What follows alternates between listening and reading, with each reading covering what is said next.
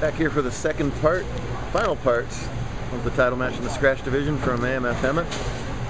Way at the end of the East Valley of Los Angeles. Right across the hills from Palm Springs, actually. Bobby Hornacek looking for his first career title. Kyle said correctly, that needed to wheel. It didn't. He trails in this match by 10 pins. If that deficit's going to enlarge if you can't make the pretty tricky 2-7-8s. On a lower scoring pattern than yesterday, Bobby looked great the game before, throwing 279 for the win, but is in trouble in this game. If he loses it, they'll throw a nerve-wracker one-shot roll-off for the title.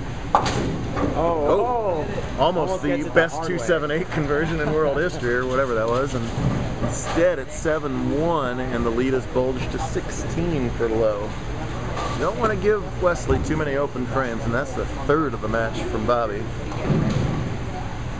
I don't want to jinx anything. No one's double. No one has. Bobby's looked better on this lane, doing that fade thing. This time Oscar says correctly push, and this time it didn't. There's all kinds of mental things that come into play in Nerve-Wracker. When you win that first game, it is so tough to stay mentally up enough, knowing that you have that game cushion. It's really tough to do. Especially Nerve-Wracker before matches. And then conversely, Wesley's, got that extra little bit of motivation knowing that this is a must-win game for him. If say Wesley doubles here and it looks pretty certain that Wesley wins, there's a whole other little mental and physical mini battle that goes on, because do you stop really trying to bowl for score and trying to set yourself up for the Nerve-Wracker? You'll see all day long in blowout games bowlers using the 8th, 9th, and 10th to try different looks and everything, because it's going to come down to one shot, and it sure looks like it is at this point. So the battles within the battles is one of the reasons we really like this format. We don't use it a ton, so we don't want it to come down to one shot all the time after all that work, but it really tests your mental skills as well as the physical skills. I think you should have a mulligan in Southern California. I haven't seen one of those in a while. Good point. We got a couple different formats to throw at you in the spring that you've never bowled before. I look forward to that. Wow. Perfectionist Wesley didn't like that shot, but it just sat right in the 1-2 for him and flushed down the pit. That's the advantage of plastic there. Wesley's never happy with the ball unless it was perfect from, first step to 10 in the pit. He'll kick out of 10 in the pit. Bobby pretty much in a must-strike situation. He can strike out for 180. I'll make that 170. So now let's see what time out here. If I was Bobby, I wouldn't even worry about the 3-pin at this point. I would try different lines. The advantage Bobby has is as a higher seed, he's going to determine the starting order for bowling the tiebreaker and what lane they want to start on. It's only a one-shot roll-off, so they might only need whatever lane he chooses. Instead, he throws the plastic at the 3-pin. It's tough for him to think about in this situation. We're back here calm. And I think that was a waste of a spare right there. That said, I think he's like the left lane better, and I would sure bet that he's going to start this roll up on the left lane unless something bad happens here. Yeah, whether it's a better look or more comfortable, he's liking the left lane better. I would give him a solid 3-4 window there. That's a good point. Now definitely spare up this 7 to get yourself one more ball to just zone yourself in. The other strategy is, do you start or do you let your opponent start? I know what I would do every time. What would you do? I would definitely start. I would always go first. You don't need any extra pressure in a pressure-filled format. I agree with that. Not everybody does, but unanimous agreement here in the booth. Always go first. Yeah, if you get to choose. Or maybe if you don't get to choose, your opponent will be lucky enough to let you go first. Yeah.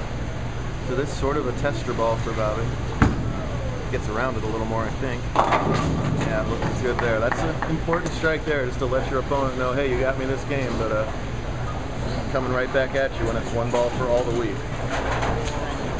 So Wesley, a pretty analytical guy. He's got to be aware of the situation. The game doesn't matter anymore. You may or may not even need to see this lane anymore, but it's important to stay strong on it. I don't think Wesley gets pressure. Not yet. Pressure is... I don't think he... experiences that the same way an ordinary human being does. But even if the match doesn't get to this lane, it still very well could. They could both strike in that lane or whatever. I think it's kind of important to keep throwing good shots here, just to not give any extra little, you know, mental advantage to Bobby. Take it away from yourself. Make it seem like he's not going to miss. Right. Do you try a practice shot here, or do you? I think he'd shoot the 10 or the 7. Go for a practice. Shooting the 10 would be a horrible idea. But he's going to do it. Go for a practice shot. So we'll set up the situation with our 2 bowlers, and then we'll have our tiebreaker all of week for a title. Be one dog. Nice job, guys. The way it should be a nerve-wracker. One more tiebreaker.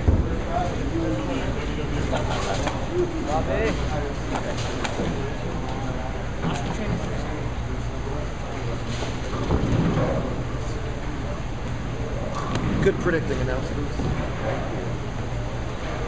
Well, Bobby went to the Kyle, Jeff, and Oscar School of running tiebreaks. He elected to go first on the left-hand lane. Wesley will have to match on the left lane this shot. Ah, yeah. Bobby has been absolutely nails in the tiebreakers. He has been rock solid. The most exciting one of the day actually was against Cameron. They both struck in the first roll-off. Cameron got a Brooklyn in the second to stay alive, and Bobby flushed his 3rd consecutive strike to escape out of that match, and that sort of boosted him towards the title. And he said he never misses a roll-off. Yeah, me and Oscar Chen agreed on that. It's so good to be confident, but Wesley brims confidence and false starts. My goodness. 5-yard penalty. 5 yards still first down, but a very mature move from a guy way more mature than he physically looks. If it doesn't feel right, for crying out loud, stop. No reason to go if you're not going to go your best ball. Must strike on this ball to stay alive. Here we go. Oh, get a ball. Oh, a little left. He knew it. It doesn't get there. And Bobby Hornacek, the JBT champion. Let's go, Bobby. First JBT title. Want to do the plaques? Somebody plaques? Be one dog. Hey, I think Hornacek should do the plaques.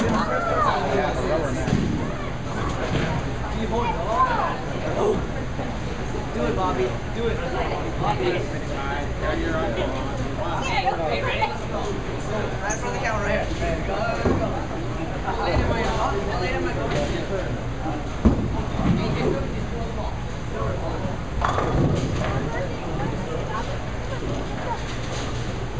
Alright, well, one more time. We got the awards for the top stretch division finishers, 2 real high quality bowlers.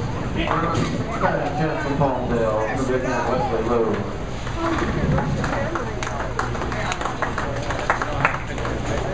Great job, Wes. And your scratch division champion came through big time in every tiebreaker all day, and comes through one more time for his first career title, Bobby Hornacek. Well done, sir. Thanks for sticking around and cheering on. Thanks, Hemet, for a great weekend. Be sure to check out JBT.com for all the final results and everything else we do on tour. We are in Yakima, Washington next weekend. Be there. Tucson, Arizona in 2 weeks. And back in California in 3 weeks at Vista Recreation. See you soon.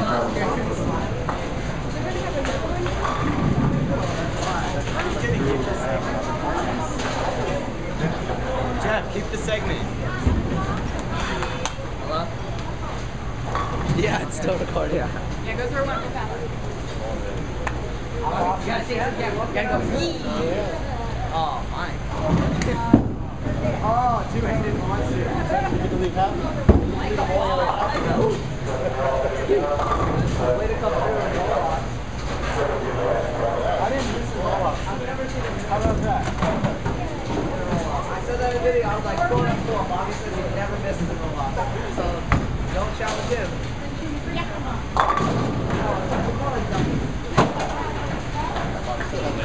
There's a chance to miss. There's no hold.